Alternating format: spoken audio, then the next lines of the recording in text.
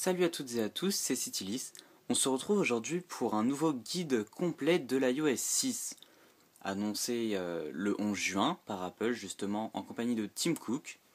Plusieurs nouveautés ont été présentées lors de cette keynote, et nous allons donc les essayer sur cet iPad, donc l'iPad 2 bien évidemment. Donc on ne pourra pas tester Siri qui n'est pas disponible sur l'iPad 2, et d'autres fonctions qui sont réservées aussi à l'iPhone. Donc on va démarrer tout de suite. Alors, cette version est bien évidemment la version développeur au moment où je fais cette vidéo, car la version finale est disponible en automne. Ça fait un peu d'attente si vous regardez cette vidéo maintenant. Donc, on va commencer tout de suite. Donc, on se retrouve sur le même écran de présentation que iOS 5, si vous vous rappelez. Il n'y avait plus besoin de le brancher à iTunes. Donc, on va tout de suite continuer. Donc, configurer notre iPad comme suit. Donc bien évidemment c'est la même configuration, tout est vraiment très simple, choisir le pays, la langue, se connecter bien évidemment au réseau Wi-Fi, etc. etc. Donc une fois connecté, vous n'avez plus qu'à appuyer sur suivant. La configuration va se faire via votre Wi-Fi. Donc une fois l'activation terminée, tout simplement la configuration va continuer. Donc on pourra choisir ou non d'activer la localisation, donc je vais l'activer pour le moment. Et à partir d'ici, on pourra bien évidemment restaurer à partir d'iCloud, iTunes ou alors comme un nouvel iPad. Donc moi c'est ce que je vais faire. Pour continuer cette vidéo, la connexion à l'App Store, on le fera plus tard. Donc si vous avez un compte, vous pouvez vous connecter directement. Ici on a les conditions générales qu'on accepte. Les diagnostics, non, donc ça mange un peu de batterie qu'on va éviter. Et on peut désormais utiliser notre nouvel iPad. Voilà, donc on arrive sur cet écran, ce Springboard, donc tout beau, tout neuf avec un magnifique fond d'écran, et on va voir ça plus approfondi dans quelques instants. On se retrouve donc sur le Springboard de notre iPad sous iOS 6. Alors je le rappelle, c'est l'iPad 2, donc on ne pourra pas tester Siri, désormais disponible sur l'iPad en version complète. Donc comme vous pouvez le voir, l'interface graphique a énormément changé, comme par exemple l'application réglage, plan, horloge. Donc on parlera de ça dans plusieurs vidéos que vous pourrez trouver dans la description de celle-ci. Plusieurs mini tutoriels, découvertes précis pour chaque application.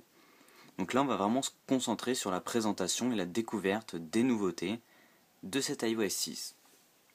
Alors déjà comme on peut le voir, donc l'interface graphique est quelque peu changée.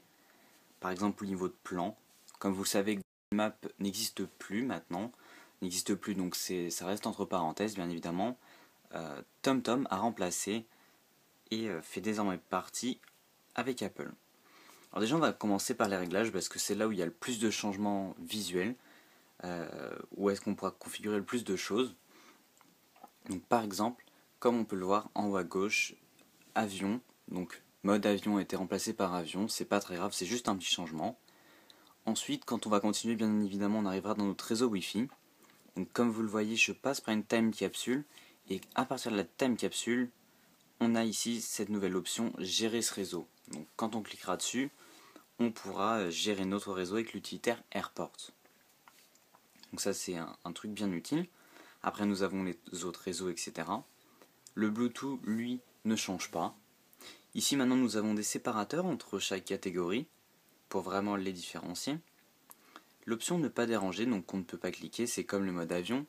C'est une option qui va vous permettre de mettre votre iPad en veille de notification. C'est-à-dire que vous ne recevrez pas d'alerte, par exemple pour vos jeux, vos invitations Game Center ou tout autre événement. Donc nous allons passer aux notifications. Donc le Notification Center, qui descend ici, je vous le rappelle, avait été instauré dans iOS 5. Donc celui-ci n'a pas bougé, n'a pas changé, tout est exactement pareil. À l'exclusivité de ces deux petits boutons qu'on verra par la suite comment les activer. Donc ne pas déranger qu'on active ici et qu'on configure ici. En fonction des horaires que l'on peut choisir, comme vous pouvez le voir, on pourra autoriser les appels ou non de certaines personnes, familles, etc. à configurer par vous-même. Ou sinon appel répété, c'est une option qui va vous permettre de recevoir quand même l'appel si la personne appelle une deuxième fois dans les 3 minutes qui suivent. Donc si elle appelle 2 fois, en général, ça veut dire que c'est assez urgent. Donc ça, c'est pour ne pas déranger. La petite lune que l'on voit là-haut correspond justement à l'activation de ce mode. Dès qu'on le désactive, la lune s'enlève. C'est un peu un genre de mode nuit, si vous préférez. Ensuite, dans Général, bien évidemment, certains mots changent, mais c'est exactement la même chose.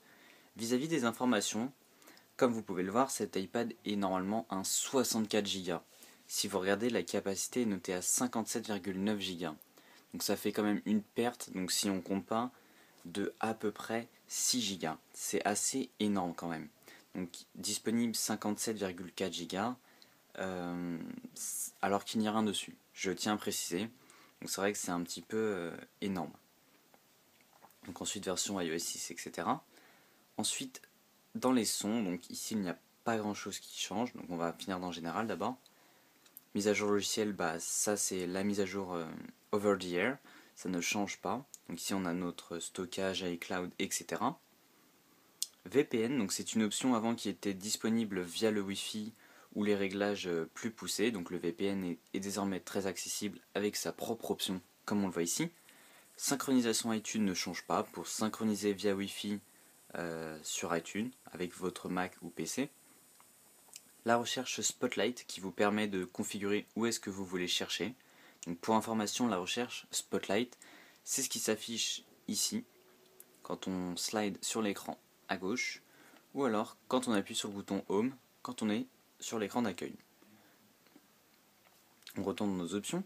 On voit ici donc le verrouillage auto qui ne change pas de 5, 10, 15 minutes. Le verrouillage par code, exactement pareil, à la différence de répondre par un message, donc qui nous autorise ou non de répondre à un message sans mettre le code. Donc ça c'est libre à vous de le mettre ou non. Ensuite, bouton latéral, exactement pareil, couper le son, verrouiller la rotation, tout ça, ça ne change pas. Dater, clavier, on retrouvera le clavier Mori qu'on verra par la suite. International, ça ne change pas non plus. Et accessibilité, donc il y a quelques nouveautés, donc par exemple Grande Police qui a été instauré.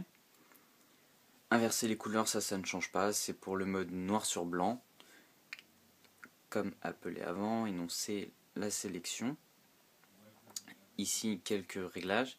Et apprentissage, c'est une nouveauté aussi qui va nous permettre d'obtenir de l'aide dans certaines applications et qu'on verra aussi par la suite. Donc là, on fait vraiment un petit tour sur iOS 6 et dans les futures vidéos, on verra chaque application point par point. Donc ici, ça ne change pas, triple clic, etc. Au niveau des sons, il n'y a pas grand changement non plus, à part pour la publication de Facebook et le tweet, comme vous le voyez. Avant, c'était un petit oiseau, appelé sifflement. Maintenant, c'est pépiment. Donc c'est un petit peu la même chose, hein. Niveau sonnerie, on reste exactement pareil, aucun changement significatif. Tout reste pareil. Luminosité et fond d'écran, donc on reste exactement pareil. Fond d'écran, nous avons celui-ci, donc c'est le nouvel fond d'écran d'iOS 6. Ici nous avions les autres fonds pour les anciennes versions. Le cadre photo possède désormais aussi son propre petit onglet dans les réglages. Donc comme vous pouvez le voir, les réglages sont exactement les mêmes. À configurer ici avec verrouillage par code si vous souhaitez l'activer ou non. Donc si ça peut vous servir. Confidentialité, donc comme vous pouvez le voir ici, avant nous avions les services de localisation qui n'y sont plus, qui sont désormais dans confidentialité. Donc ils sont ici, avec vos applications qui demandent la localisation et les services système. Ensuite, dans confidentialité, nous avons bien évidemment nos contacts, les calendriers, rappel les photos. Donc ici par exemple, ce sera les applications qui auront demandé l'accès à votre liste de contacts. Par exemple, Facebook vous demande la liste de vos contacts et sera donc affichée ici. Vous pourrez ensuite activer ou non leur autorisation. iCloud, ça ne change pas, bien évidemment. C'est toujours pareil, nous avons les courriers, contacts, rappels, Safari, notes, etc. etc. Donc c'est exactement les mêmes réglages, tout fonctionne pareil. Le stockage et la sauvegarde, c'est exactement pareil. On reviendra sur iCloud qui va vraiment être très utile dans cette version. Donc on va continuer mail, contact, etc. Donc les données ici sont exactement les mêmes, ça ne change pas beaucoup non plus. Donc on va continuer par les notes, où on peut choisir notre police d'écriture, donc il n'y a que 3 réglages, vraiment très très simple. Les rappels, donc si vous en avez l'utilité, ça ne change pas, son petit onglet de configuration privée. Les messages, c'est exactement pareil, nous n'avons aucune différence, à part peut-être un système mieux revu, avec moins de bugs, car certaines personnes recevaient énormément de problèmes avec ce nouveau service. FaceTime, comme vous le savez, est disponible désormais en 3G, chose qui était vraiment très attendue par certaines personnes. C'est désormais chose faite et vous pouvez vous en servir sur votre iPad. Au niveau de Safari, aucun changement significatif non plus. À part avancer, vous avez ce nouvel inspecteur web qui vous permet de mettre votre iPad et votre Mac, ou PC bien évidemment, en développement donc pour avoir quelques accès. Ensuite, iTunes Store et App Store sont désormais regroupés avec un titre bien plus explicatif. Télécharger des apps, acheter des morceaux et acheter des livres. Donc ici vous pourrez vous connecter, gérer votre compte. La musique ça ne change pas, nous avons juste la présence d'iTunes Match comme avant. Les vidéos ça ne change pas non plus, les mêmes réglages avec le partage à domicile. Photos et appareils, on pourra ici choisir d'activer ou non le flux de photos. Et le diaporama, c'est exactement pareil. Au niveau du titre, il y a un petit changement, mais rien d'important. Et ensuite, Twitter et Facebook pour avoir votre appareil synchronisé avec ces deux services. Donc, je reviens là-dessus rapidement. On avait parlé dans les notifications de widget de publication. Rappelez-vous, c'est ce petit widget là, avec toucher pour tweeter et toucher pour publier. Donc, on va se rendre sur notre écran d'accueil et on va essayer ces boutons. Donc, si vous êtes connecté au préalable via ces deux petits onglets en bas là, que vous voyez, Twitter et Facebook, vous pourrez le plus rapidement possible, via ce petit bouton, tweeter un message. Par exemple, tweet à partir d'iOS 6. Donc j'ai un petit peu de mal avec le nouveau clavier, qu'on va voir aussi par la suite. Le tweet est parti. A l'inverse, si vous faites toucher pour publier, vous irez directement mettre un message sur Facebook. Donc c'est exactement pareil, vous pourrez mettre vos photos et les partager. On va tout de suite passer aux notes rapidement pour parler un petit peu du clavier, qui a un petit peu changé lui aussi. Donc, comme vous pouvez le voir, par exemple ici, il y a un petit changement avec ces 3 petits caractères. Donc assez significatif quand même parce qu'on a les apostrophes, etc. etc. Donc si par exemple vous voulez mettre j'aime, donc comme vous pouvez le voir, ça change, la petite apostrophe qu'on voit ici va changer toute seule. Dès qu'on met une lettre, par exemple on met j'aime, on l'écrira comme ceci. Donc j'aime, voilà, on mettra comme ceci. Donc on pourra bien évidemment, comme vous pouvez le voir, par exemple j'aime, mettre les accents très rapidement, donc j'aime, avec le E ça sera plus simple. Vous pourrez mettre les accents rapidement avec cette touche justement, et après les virgules, tout ça, ça ne change pas. On retrouve nos accents ici sur les lettres que l'on choisit. Et au niveau des icônes Emory, ça change pas mal. Donc, comme vous pouvez le voir, il y a un grand lot de nouveautés vis-à-vis des personnages, des émotions, etc. Donc c'est appréciable, mais si vous n'avez pas l'utilité, ça ne sert pas à grand chose. Donc voilà ce qui est pour le clavier, etc. On va passer maintenant aux grandes nouveautés, donc si on peut appeler ça aux grandes nouveautés. Par exemple, horloge, que l'on voit ici, qui est une grande nouveauté sur iPad, on peut le dire, qui n'a jamais existé comme style d'application, à part sur l'App Store bien évidemment. Mais désormais, c'est chose faite, l'application est disponible nativement. Donc comme vous pouvez le voir, son interface graphique est extrêmement bien réalisée, très sympathique.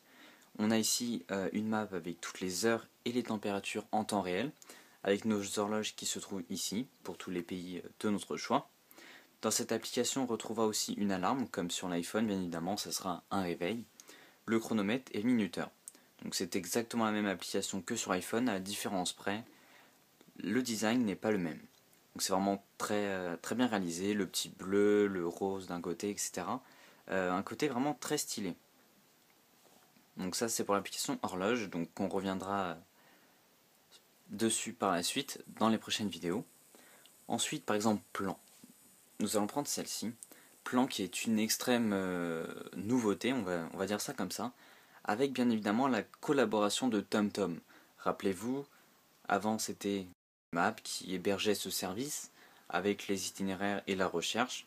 Maintenant c'est TomTom qui s'est allié avec Apple pour nous présenter ces nouveaux plans et itinéraires vraiment très appréciés parce que vraiment c'est assez sympathique parce que c'est vraiment très bien réalisé et surtout très joli à voir. Donc par exemple ici nous sommes sur Paris, donc bien évidemment, certes c'est une version développeur comme vous pouvez le voir, mais il y a énormément de bugs. Donc si Apple a interdit iOS 6 sur l'iPad 1, je sais que ça met en rogne certaines personnes, mais ça doit être assez compréhensible parce que comme vous pouvez le voir, même un iPad 2 a un petit peu de mal. Ça bug un petit peu parce qu'il y a énormément de données à charger, etc. Donc si vous êtes sur iPad 1 et que vous voulez mettre iOS 6 par différentes manières, vous aurez certainement quelques lags. Donc comme on le voit ici, données de TomTom fièrement affichées, nous avons la circulation que nous pouvons afficher aussi. Et le plus grand mode apprécié qu'on va avoir ici, ça va être de pouvoir donc se déplacer très librement dans la carte comme ceci, de zoomer, de se mettre en mode satellite ou non, et on va pouvoir aussi se mettre en mode 3D, c'est-à-dire comme ceci, où on va pouvoir voir les bâtiments en relief. Donc ici nous sommes dans Paris, donc là comme vous pouvez le voir c'est pas vraiment en 3D pur, donc on va pouvoir incliner selon notre choix comme ceci, et on va pouvoir tourner, se déplacer, c'est vraiment libre, hein. Comme en vue d'un avion, on va pouvoir se déplacer dans la carte, se balader dans Paris très facilement, donc il y a un petit peu de relief comme vous pouvez le voir, mais c'est pas le meilleur. Je vais vous montrer cette solution. Par exemple, nous allons aller à Cupertino, l'histoire de quelques minutes, ici, et vous verrez que là-bas, la 3D fonctionne parfaitement. Donc si on se rend en mode 3D à Cupertino, on va voir ce que ça donne. Donc comme vous pouvez le voir, ça rame un petit peu, c'est normal. C'est encore au stade de bêta.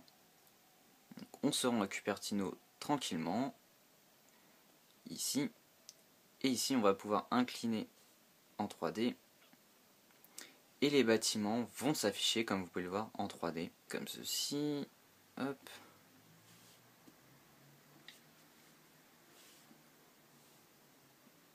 Donc on va arriver à Cupertino tranquillement et on va se mettre en 3D pour voir la vraie différence avec Paris. Donc par exemple nous allons nous mettre ici sur ce croisement en mode 3D et comme vous pouvez le voir les bâtiments apparaissent en 3D donc comme une vue immersive, donc on va pouvoir zoomer, se rapprocher assez près, donc comme vous pouvez le voir des fois il y a des... Donc ça ce sont des arbres, hein. Ne vous inquiétez pas, ce n'est pas de la montagne entre chaque maison, bien heureusement. Donc c'est des petites modélisations un petit peu ratées parce que les immeubles comme ça, ne vous inquiétez pas, ce n'est pas comme ça. Cupertino c'est une très belle ville, il n'y a pas de souci pour ça. Donc vous pouvez vous déplacer très librement, ajuster votre vue comme vous le souhaitez, ici, vous déplacer dans la ville, etc. etc. On va passer aux itinéraires parce que avec TomTom, comme vous savez, c'est un très grand fabricant de GPS. Et on va par exemple se mettre à Paris. Paris-France, et on va arriver à Marseille, à l'autre bout. En mode itinéraire, on se retrouve ici, et on va en bas. Donc vous pouvez, via ce petit bouton, afficher votre itinéraire complet, et ensuite le démarrer. Comme vous pouvez le voir, l'interface est vraiment très bien réalisée, nous avons les panneaux qui s'affichent en haut, donc bien évidemment sur un iPad, si vous avez le modèle 3G, ça bougera en même temps. Là je suis en Wi-Fi, donc ça ne marchera pas. Comme vous pouvez le voir, les panneaux sont très bien réalisés. Et c'est vraiment très sympathique, on peut voir la carte en même temps que l'on se déplace. Donc c'est vraiment très bien réussi. Donc Plan a eu un grand changement à ce niveau-là, donc notamment avec la collaboration de TomTom, qui a vraiment amélioré cette application. Ensuite, on va passer bien évidemment au Game Center très rapidement, ce n'est pas une grande nouveauté. Une petite nouveauté graphique, mais rien d'important. Vous allez voir, donc recommandations Facebook, on n'en veut pas. Par exemple, vous avez ce nouvel onglet défi où vous recevrez toutes vos demandes. Par exemple, vous allez sur un jeu, on va prendre par exemple Jetpack Joyride, un jeu très connu. Vous allez pouvoir prendre un ami au hasard, Donc je vais prendre quelqu'un au hasard comme ça.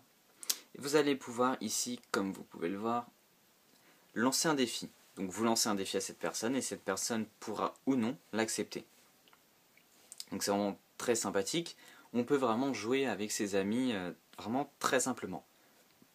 Ensuite, on va passer bien évidemment aux deux applications les plus utiles. Donc une plus particulièrement, c'est iTunes Store et l'App Store.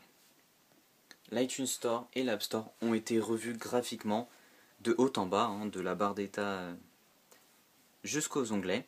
Donc, comme vous pouvez le voir, l'interface est vraiment très sympathique. On se rapproche d'un design vraiment très sobre, en gris et noir, afin d'avoir une lecture vraiment lisible. Donc ici, par exemple, on a nos musiques, on peut faire défiler comme ceci, et on peut afficher nos albums comme on le souhaite, donc avec une petite animation vraiment très très bien réalisée. On pourra changer entre tous nos albums comme ceci, vraiment très simplement. Donc bien évidemment, il ne faut pas que ça bug comme maintenant. Donc comme vous pouvez le voir, cette fenêtre iTunes demande l'autorisation d'accéder à vos données Facebook et de publier de votre part. Donc ça, si vous connectez à Facebook, au début vous allez l'avoir énormément, notamment sur l'App Store et iTunes Store. Donc vous voyez, on va l'avoir à chaque fois. C'est ça qui est assez ennuyant. Donc on va quitter ceci. Voilà. On va continuer donc notre visite dans le store. Donc par exemple ici, les films, comme vous pouvez le voir, l'interface est celle de l'Apple TV. Si vous avez déjà eu l'occasion de voir l'interface de l'Apple TV, c'est exactement pareil, vous avez les films comme ça qui se déplacent, etc. Bien évidemment c'est pareil, le fonctionnement d'achat c'est pareil, rien ne change. À part l'interface bien évidemment, comme on peut le voir. On va passer à l'App Store aussi qui a bien été revu, avec les classements qui s'affichent dans un ordre vraiment très bien réalisé. Donc ici nous avons les applications payantes, gratuites et rentables comme avant. Avant nous faisions défiler comme ceci, maintenant c'est de haut en bas, donc ça c'est bien plus sympathique. Avant il fallait faire afficher, maintenant ça charge automatiquement et ça c'est vraiment super. Parce qu'à chaque fois faire afficher c'était vraiment très long. Donc là par exemple on va prendre la première application, on va prendre cette chaîne de télévision. Donc ici par exemple c'est encore pareil, c'est Facebook qui va nous demander l'accès à nos données. Donc ici on pourra maintenant désormais envoyer par courrier, message, tweeter ou mettre sur Facebook notre application. Donc vous pourrez aussi copier le lien pour l'envoyer ultérieurement. Ici dans les détails vous avez bien évidemment les screenshots de l'application, ça ne change pas, la description à lire ici, les nouveautés des mises à jour, les informations, etc. Dans Review, ce sont les commentaires que les gens ont mis pour cette application. Et Related, donc ce sont les applications connexes. Ce sont les mêmes applications, soit de la même société, ou alors qui ressemblent à celle-ci. Donc voilà pour ce qui est de l'App Store et de l'iTunes Store. On va donc continuer avec quelques petites améliorations, notables avec iOS 6 par exemple. C'est avec l'appareil photo, donc aucun changement vis-à-vis du matériel, vous le savez bien, ça ne change pas. Par contre niveau rapidité, comme vous pouvez le voir, ça devient vraiment très rapide de prendre des photos sur l'iPad. Donc on peut bien évidemment se rendre dans notre bibliothèque, accéder à nos photos, donc celle-ci que je vais enlever parce qu'il y en a plein inutiles. Et on arrive ici donc avec nos photos, nos vidéos, etc. Donc quand on va pouvoir prendre une photo, donc là c'est une photo avec un écran noir, comme vous pouvez le voir ici, vous pourrez les partager via courrier, donc mail, votre flux de photos, Twitter, Facebook, assigner un contact, imprimer, copier ou utiliser en fond d'écran. Donc c'est vraiment un nouveau panneau avec des options donc vraiment bien améliorées, avec des petites icônes bien plus sympathiques.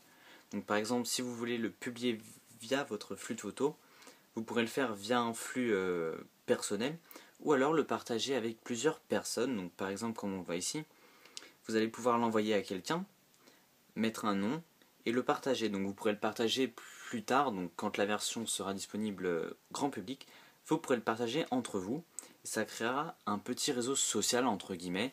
Donc je vais vous montrer ce que ça donne. On va quitter et se rendre dans l'application photo. Donc ici il y a les photos, le flux de photos, donc ça c'est vos autres appareils. Et à côté les deux tests que j'ai créés moi-même. Donc comme on le voit ici dans ce test. Donc c'est un test en public et on a ici nos commentaires. On peut poster des commentaires sur les photos. On peut mettre c'est génial, non. On peut aimer ou ne pas aimer la photo et on peut ajouter un commentaire, donc par exemple trop bien, comme ceci. On va mettre 3 points d'exclamation et on va publier. Donc ça laissera un commentaire sur la photo qui sera consultable par les autres personnes avec qui vous avez partagé justement ces photos.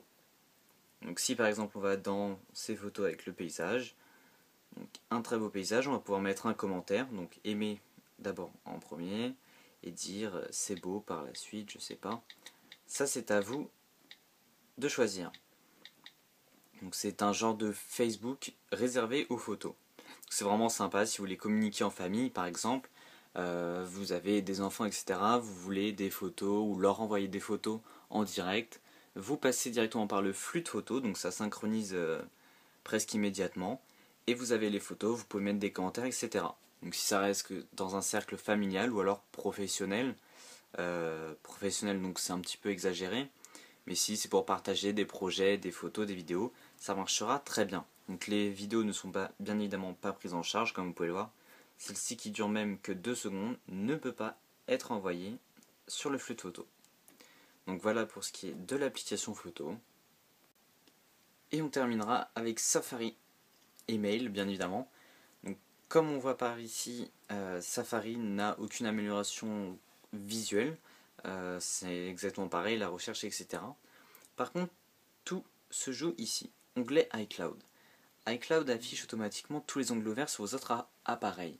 Donc ça c'est une fonction qui est vraiment géniale. Donc si vous commencez la lecture par exemple de cette page d'iOS 6, vous pourrez la finir directement sur votre iPhone. Ça c'est une fonction vraiment géniale pour vraiment synchroniser vos appareils. Par exemple, le matin vous regardez rapidement une page internet sur votre iPad, vous partez au boulot, vous pouvez suivre à partir de votre iPhone via cette fonction. Donc bien évidemment c'est exactement pareil pour le partage, le courrier, Facebook, etc. Et l'écran d'accueil, c'est bien évidemment cette petite icône qui s'affichera sur votre écran. Donc niveau, favori, etc. c'est exactement pareil. Ensuite on finit par mail. Donc par mail, aucune nouvelle fonction notable, à part VIP, qui permet de mettre les courriers importants de manière visible. Donc c'est vraiment le seul truc qui peut être intéressant. Après c'est un peu tout en nouveauté. Sur bien évidemment nouvel iPad, il y a la possibilité d'avoir Siri, donc on ne peut pas tester ici. Mais sinon toutes les nouveautés ont été revues. Donc on se retrouvera bientôt dans une nouvelle vidéo accessible à partir de la description juste en dessous de cette vidéo. Vous pourrez retrouver des vidéos complémentaires à celle-ci, notamment pour les applications nouvelles. Par exemple, on retrouvera des vidéos sur horloge, plan, etc. de manière plus poussée afin de mieux les découvrir. Je vous remercie d'avoir regardé cette vidéo et je vous dis à très bientôt pour de nouveaux tests, tutoriels et astuces. Très bonne journée à vous. Ciao à tous.